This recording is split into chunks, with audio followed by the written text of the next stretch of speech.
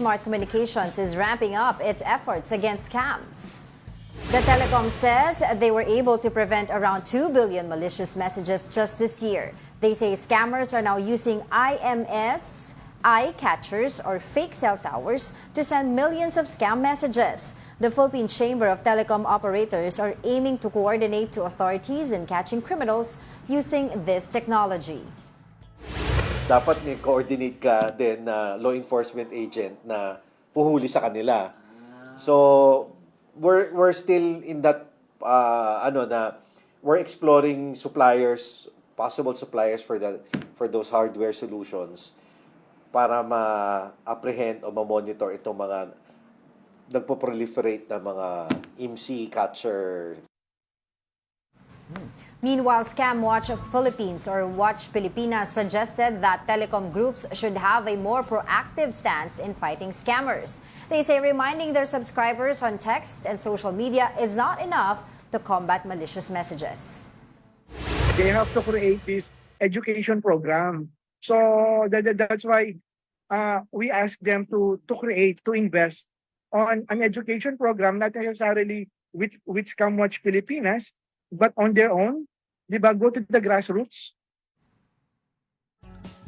Kasi 'di ba yung during nung crackdown ng mga pogos, nahinto yung mga For a while. Iba-ibang mga messages na nare-receive natin na nanalo ka or you're part of this raffle, etc. Pero biglang nung mga few weeks ago, nakaka-receive na naman tayo. And yung mga pangalan na nare-receive pa natin, parang nanggagaling pa sa mga allegedly legit na mga companies. Basta madali lang naman, napakasimpleng bagay lang naman. Walang link ang pinapadala ang mga Yes, they won't send any of the links. institutions from the government or private companies were already instructed that link should not be sent via SMS messages. So, if you receive a message that's asking you to click a link, wag. Totoo. Because they wouldn't do that.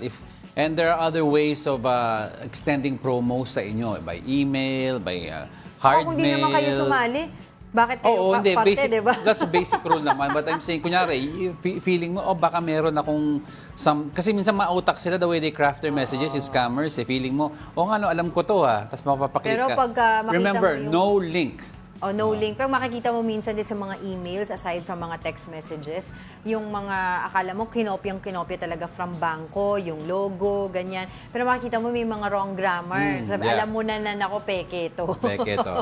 At saka tumawag muna kayo sa bangko bago kayo mag-confirm ng kung ano-ano dyan. Yeah. Diba? Ang hirap kasi kapag ka naka-receive kayo, block nyo na agad. Or wag nyo na lang talaga Ako, ayoko pansinin. i-block. Wag nyo nang buksan, delete nyo na kaagad. Ako gusto ko, hinahayaan ko because gusto ko i-monitor Alam mo kung ba paano. dati, di ba nauso yung send load, yung pasa load? Oo. Tapos may nakaka-receive ako ng mga ganun ng mga messages. Minsan sinasagot ko pa eh. Hindi, pag sinasagot mo yan, may reply. Maraming time.